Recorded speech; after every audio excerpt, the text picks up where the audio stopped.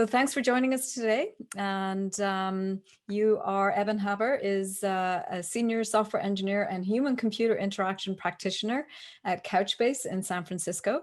He has a PhD in computer science where he concentrated on designing user interfaces for databases. That is super cool, I have to say. I want to read your PhD thesis right now. He uses ethnographic methods, user surveys, and interviews in his field studies to identify pain points in the products he and others build. And he also designs tools to help his users deal with complexity. So not only do you study people, but you build stuff as well. So super cool. So before Couchbase, Dr. Haber spent 12 years working at IBM Almaden Research Center on social media analytics, human-computer interaction for complex systems, and he studied system administration.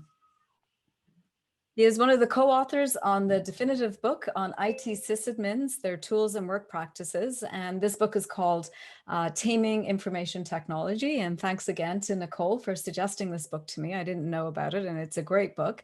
And our class read the second chapter today as a base for our discussion. And in his own words, Dr. Haber is deeply motivated to apply technology to make people's lives better. Yay. Which fits very well into our course, as one of our course aims is to understand how to bridge the gap between human and technical aspects in software engineering.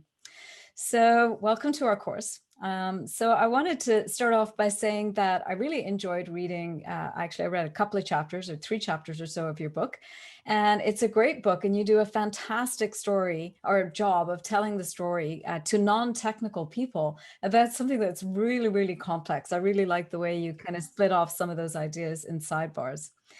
And so it would be great if you would maybe just spend a few minutes telling us about your research and your study and your book, and then we could ask you some questions. Yes, so that sounds great. I do want to just spend about 5 minutes kind of situating that piece of work so you can understand where it came from and where it went. And then I took a look at your questions. You got a lot of really good questions, and I tried to do a little bit of a sorting exercise, and I'll address the sort of the big issues from your questions, and then we can dive into more specifics. So to start off, I just want to say, you did a good job with my background. I think one aspect that I wanted to add about my background is that while I'm a practicing software engineer, I never actually got any training in it. So I'm really glad to see that software engineering is part of the curriculum now. Back in the 80s and 90s when I was in school, one could go all the way through computer science. And even if you were building huge systems, there was not any specific training in software engineering. You had to sort of pick that up as you went along. So it's so nice to see it formalized and actually made part of what you guys are learning. So after I got my PhD, I did spend a number of years in industry and then research, and now I'm back in industry applying everything I learned while I was in research. The biggest point I want to make to you all sort of relates not only to this week, but also to several weeks ago when you were talking about experimental methods, and that is ethnographic field studies are amazing. If you ever have any chance to go on an ethnographic field study to do a deep study on work practices of people using computers, do it. Even if you have to go out of your way, take time, even after you have to push for permission to do it, it is I've never had so much fun really learning about all the things that these people are doing. And I mean, our studies were very short. A traditional anthropologist is going to go out for 6 months or a year or 2 years and really embed themselves in a culture. We would go out for usually a week at a time, and sometimes we'd go back for repeat visits. But I think there's a big difference between interviewing somebody in a lab or interviewing somebody in their office. Then you get a little bit of contextual inquiry. But then if you actually follow them around, especially with a video camera for like all day, they can do show and tell for an hour. They can do show and tell for 2 hours. but pretty soon they've got to get to work. And then you actually get to see not only how they're using, the tool you're concerned with, you can also see how they're interacting with other people, how they're working around the tool that you've provided because it doesn't do everything they need, how they're using other tools in combination with it. So it's a wonderful tool. It's a big effort, but you can learn tremendous amounts. One of the things about our study, I mean, if you all read chapter 2, there's an incredible amount of detail there because we were shooting video the whole time. So these studies were from 2002 to 2005, so a long time ago. Some of you may not have been born or were little babies when we were doing these studies, but we had stacks and stacks of video cassettes. We were just putting in new videos and recording. But that is how we were able to get all that dialogue. All that dialogue is right off the tape. All of the commands that the people were typing were because we had a camera pointed at their screen, so we could say, "Oh wait, he got an instant message from somebody. Oh wait, he just got." So we were collecting a huge amount of detail, and it would take a tremendous amount of time to analyze. But you learn so much, so it's really valuable. One thing to as background. About 2001, IBM decided that IT was too labor intensive. They were spending too much money on people. And so they wanted to develop autonomic systems that could configure themselves and heal themselves when they break. And we're not there yet. So maybe someday, but the reason we were out there doing field studies was because IBM wanted to understand these work practices so that they perhaps could automate them. And in the end, I think they realized that maybe that's not so easy. And indeed, IBM just a few weeks ago announced that they're spinning off their IT management business. So I think they might have perhaps given up on some aspects of that. So we did these studies, 2002 to 2005 or 6. We wrote the book between 2008 and 2012. There was a lot of analysis, a lot of details, and with 4 co-authors, we had a lot of work to come to a unified voice between all of us. At the time we did our studies, IBM would have been the perfect candidate for DevOps because they employed tens of thousands of sysadmins, and they were selling IT infrastructure management as a service. They also sold they also sold infrastructure software such as databases, web application servers, DB2, Tivoli, WebSphere, all these products that are now sort of fading in the past. But they would also manage other people's software, and so they could have benefited tremendously from better integration between the products and the service delivery. But that wasn't an idea yet. It came later. So let's see.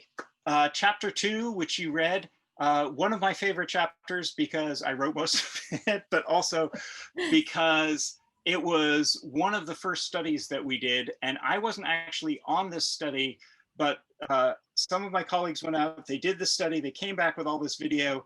They did a sort of a first pass on it. They drew a bunch of conclusions, but then I sat down and I started going over the video in incredible detail. I transcribed everything, all the dialogue, everything that was written on the screen. I actually wrote my own video transcription tool because it's a very slow process otherwise. And I learned that what our initial conclusions were completely backwards. That what we understood from the first watching of the video, there was so much more going on. So I love that this is it's such a rich story. It takes a whole chapter to describe. There's probably 100 lessons in this one chapter on how to design systems better, how to design not only technical systems, but systems of people. I mean, the big picture is systems are complex, people are specialized, and so collaboration is mandatory. But then there's 100 sub lessons in there. Now, I mean, so I'm going to shift over first to what I saw in your questions, and I'll just talk about a couple things, and then I'll go one-on-one and answer your questions in detail. There was questions, there are two questions really about company culture and how to make things work better. And I think the big problems that we saw in this particular episode were that we had one primary person who had access to the system, and everybody else's view of the system was mediated through him.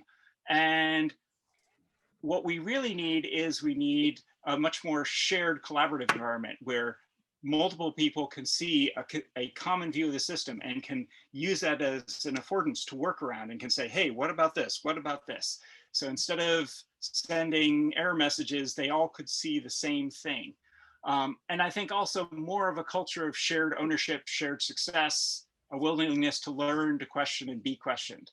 And there was some of that there, but it wasn't as strong as it needed to be. There was a question about improving education of software engineers because documentation and error messages are not included in the curriculum. And I think that was a problem that we saw over and over again. Error messages are really hard. Error messages sometimes have to be fixed months before the rest of the code because they're going to be translated into 27 different languages. So that's, it is a hard problem, but it should be treated as a hard problem like the other hard problems that we teach our students about. Social skills, somebody brought up social skills. Social skills are tremendous. We didn't see anybody working alone. These systems are so complicated that there's nobody who understands everything that we saw. I mean, there were probably instances of that in the world, but I think in the enterprise setting, you had different people who had to specialize in different aspects of these applications. The applications were made up of many, many moving pieces, all from different vendors. And so the people had to work together. They had to learn how to work together. So everybody needs to communicate. There were several questions about strategies to build common ground, how to align mental models, improve collaboration, how to debug people as well as systems, how to find out who knows what.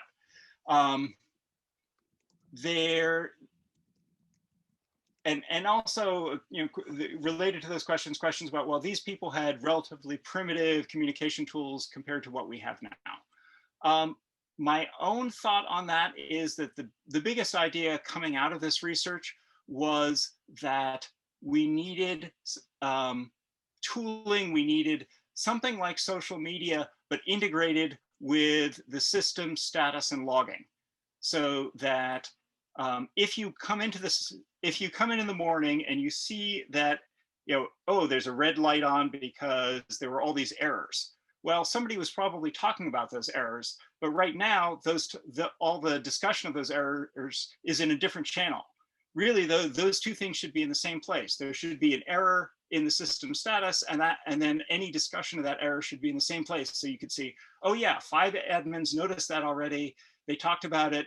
One of them restarted the system, or they, here are the list of things that have been tried so far. Some common place where everybody could go.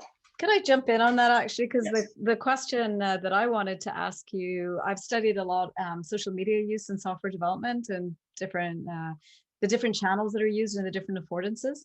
And I'm wondering if you've studied social media, so I'm wondering if you think if today's social media or social communication channels that developers use today, would they have addressed this, or is this still an unsolved problem, would you say? I think it's still unsolved, but I mean, since I haven't been out in the field, I mean, so I think screen sharing would help. We've lowered the barrier to screen sharing. But we still have a situation where the person facing the system is not necessarily sharing access to the system. They're just sharing artifacts from that system. And I think that if the people who are working on a system can get a common view, can dive in together, I think that's something that I don't think is quite there in the social media tools that we have right now. I mean, at the time we thought, okay, shareable representations of system state, so not just copying and pasting an error message, but actually looking at a live representation on the screen. I think that would have been hugely helpful. One person asked, can cloud computing help? Because this was at a time when cloud computing was much more primitive. And my thoughts on that are that, you know, it doesn't necessarily matter whether your server is a physical machine in the next room or a virtual construct halfway around the world. The problems, at least that we saw, were that these systems were complex, idiosyncratic constructions made of many components, and the, you know, so the cloud isn't necessarily the solution. You know, improved things like, you know, Puppet Chef, Kubernetes, you know, tools like that are going to get us closer, where you can have well-defined combinations of many system components and define the operations that you want on those.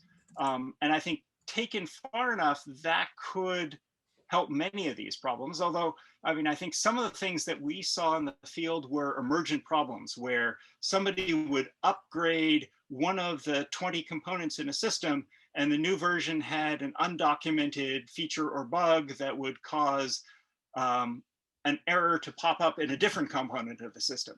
And so, you know, there's still a need of people who are experts in different parts of the system to be able to come together and understand why certain behavior is happening. There was another pair of questions about AI and automation. You know, automation is a huge aspect of these people's work practices. You know, AI, I think, yeah, I've given a lot of thought about how AI, you know, because this whole research was founded on the idea of autonomic systems that could manage themselves. And I think the fundamental problem here is that IT systems exist to serve a human end, a business goal, something in somebody's head. And when we have AI systems that can understand what those human goals are and evaluate whether or not the system is achieving those goals, then AI can help. But until then, the definitions of a system behaving properly are very low level. And so, you know, you can automatically restart a system under certain circumstances, but knowing whether a system is working properly to meet your business goals is still we're not there yet. Let's see. As far as how things have changed with DevOps, unfortunately, I haven't been in the field, so I would love to be able to spend some time and see how things have changed with the advent of DevOps. I'd like to hope it's better, but I don't know for sure. I think it seemed, you know, one of the things from our studies seemed to be that companies want to build the most complicated system that they possibly can afford. And as the capabilities grow, then they say, well, we want to make it even more complicated. So I think that there seems to be some sort of race that I hope our ability to come up with structures to manage it will eventually get there. And I mean, you know, there are certainly domains where automation has worked. You know, our jet aircraft that we fly on, hopefully some of the time from place to place, most of that is automated because the behavior of a jet aircraft is the same as it was 50 years ago, and it's very well known and understood. And I mean, even then, you still have problems like the 737 MAX, where there was a small corner case that they didn't allow for properly. But and IT systems, they're so much more varied than a jet aircraft, which, you know, the air is going to be the same. You know, in a business setting, you know, they're going to plug different things in and want different capacities and different business goals. So automation is going to continue to be a challenge. Let's see. And then the last question was a question about a shotgun approach, which George was taking, versus something more methodical to solve a problem. We certainly saw both. We saw I mean, there was this wonderful practice we saw among database administrators of rehearsing a change, where they might have a limited period of time to make a change to a database system, and they would actually rehearse that change on a test system for a week, up to the time when they had to make the change. to make sure that they absolutely understood every command that was part of that change. And yeah, so there is a lot of methodology that these people develop. But sometimes when things go wrong, that's when you have the shotgun approach. That's when you try and recruit as many people as you can and get as many viewpoints, and try and solve the problem as quickly as possible. So that was my take on the questions that I saw, and now I'm happy to spend the rest of the time answering, one-on-one Great. anything more you have to. Wow, you covered off so many, and there were a lot, as you saw. And thank you for asking me to share those with you so that you could. I'm very impressed that you spent the time going through them and answering them. I think we could probably open it up here and let the students just jump in with any follow-on questions, or some maybe that they had they wanted to know a little bit more about. I noticed Zane, you had a question. I'm not sure if we covered that one. Did we cover your question? I actually kind of wanted to ask a different question. Go for it. Go ahead. I was just prodding you. Okay. Yeah. So a question regarding the encouragement for more ethnographic studies, and I guess in a sense, one of the really powerful things about Chapter 2 I find is the richness of the details provided. But at the same time, I wonder, did the participants realize at the time how much of the details would be released, like published?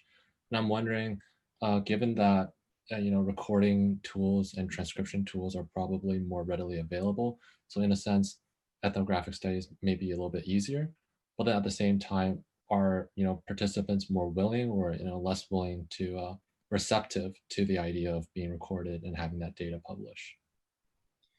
Yes, so I think most of our studies were done within IBM, and that lowered the barrier to getting permission because we were all employees of the same company.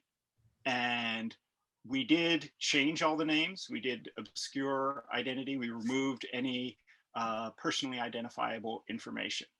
And so, but there were studies that we tried to do that we couldn't do because there were disagreements about, for example, who owned the resulting data, who owned what could be done with the videotapes that were taken.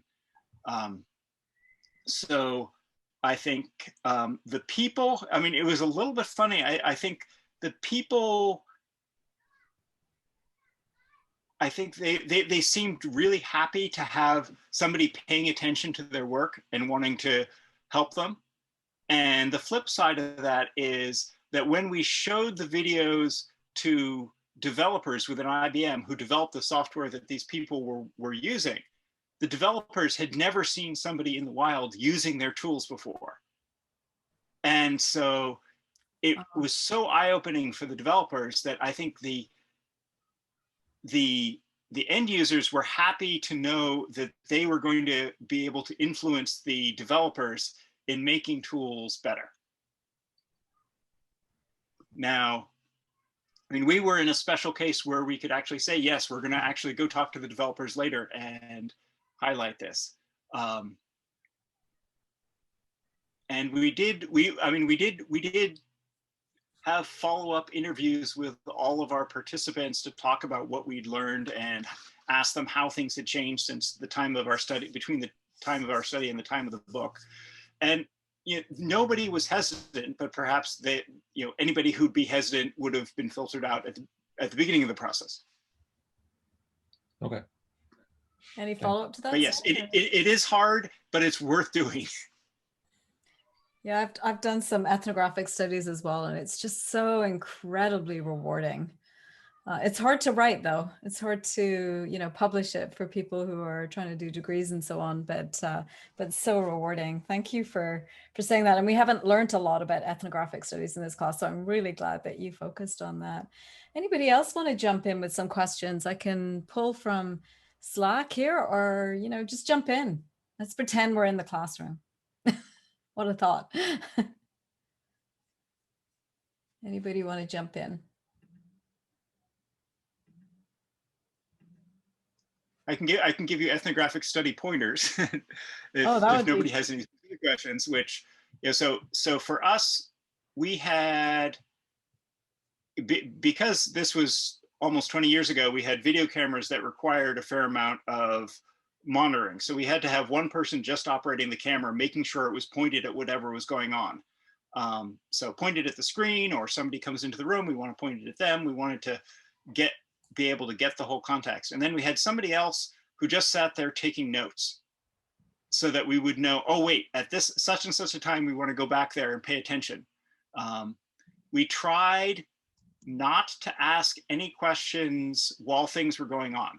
We would wait until something had ended, or it was much later in the day. And then just allow enough time, so George, we followed him around for a whole week, and we couldn't always do that, but it allowed at least a day. People really will try and do show and tell for an hour, but eventually they have to get to work, and then you get to see what's really going on. Yeah, that's great. I was actually that was one of the questions I had, was the 2 weeks enough, to see everything that you needed to see?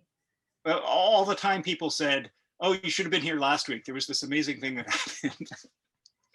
But I mean, yeah, there are limits to how much transcribing video is hugely time consuming, and understanding what went on, and so. Yeah, thanks for those tips. Many of the challenges faced by George and Ted were a matter of misunderstanding between the two of them, and fewer were due to a lack of technical expertise. So what can companies, or even post-secondary institutions, do to provide effective collaboration and communication policies and skills? Do you have any insights on that? Well, I think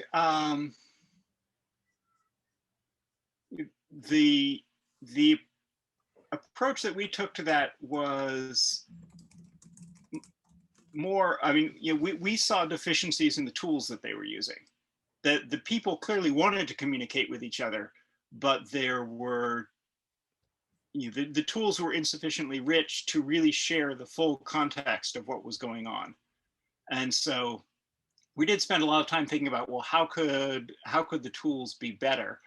I'm not sure I can think of an example where I saw the people not wanting to communicate, or not sort of.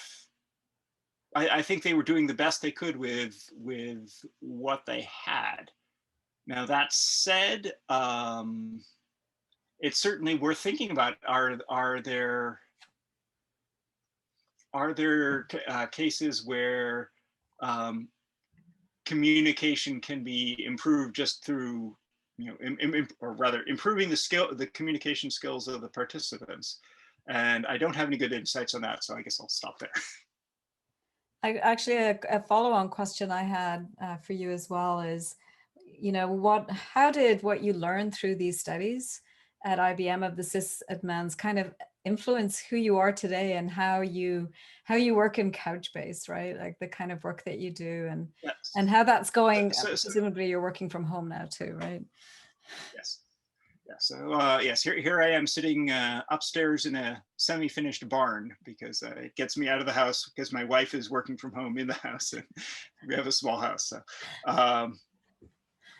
I think how it's influenced me is that I don't know how accurate it always is, and I always try and let's see. I guess I'll take a step back.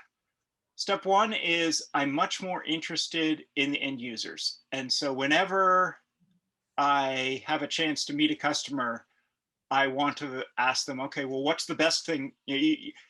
What's the best thing about using our tool? What's the worst thing about using our tool? Those are great questions. You never say, how do you like our tool? You say, what's the biggest pain point? Mm-hmm. Or why do you use our tool over the competition? There are asking good questions is something that you can learn. But yeah, so one thing out of this is that I am much more engaged and take every chance I can to learn from end users. Two is that I develop an understanding in my head of the work practices of these people. I understand that they're not just using the tool I have created. They're using the tool I created in a broader context. What is that context? I try and find out. The most, a tiny but instructive example of this is, the company I work for produces a NoSQL database that has a query language that is kind of like SQL. So people are doing ad hoc querying, and I've spent lots of time ad hoc querying as somebody who worked in databases.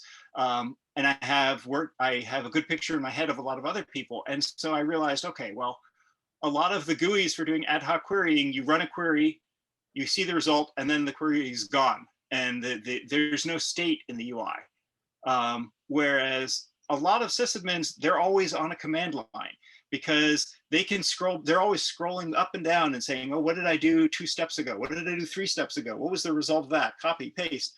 So I made sure that we had a query interface that was not stateless. It has a complete history. It saves the person's history. So if they want to go back to something they did yesterday or the day before, they can scroll back or look for it and bring it back and try modifying it and using it again.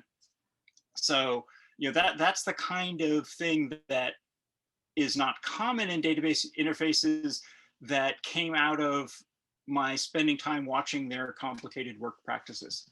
Wow. Thank you for sharing that. I think too often empirical studies of software engineering, they sort of reduce everything down to this tiny question and then look at the way the tool is used in a very, very sort of confined context. And you can't really learn that much, right? You need to consider the whole kind of ecosystem and how the other tools and the other people play a role in that. So thank you for emphasizing that.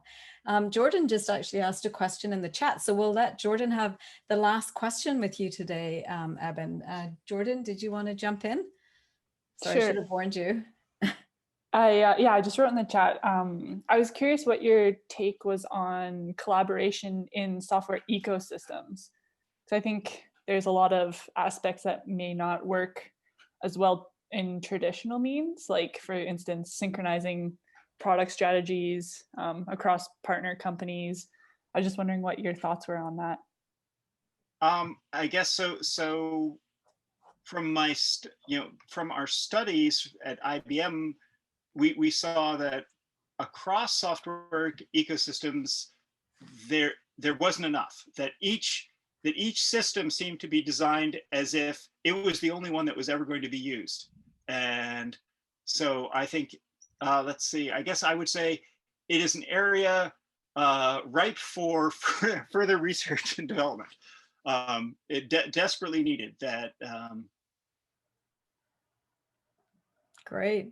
Maybe that's something Jordan will look at. She's going to start a master's soon, so probably an interest of hers, right? So with that, Eben, thank you very much for the lovely overview at the beginning and taking the effort to go through all of the students' questions and try to make sense of them and answer them. I think they really enjoyed reading your paper and enjoyed meeting you today. And well, the questions were great. I had not picked up that book in 4 or 5 years, so it was great to read the chapter again and see everybody's responses to that. So thank you for that. Yeah, fantastic. So I'll just get everybody to join me in clapping hands or the little thing that we do. Yeah, or emojis. I know we're getting pretty good at this. Right? Thank you very much.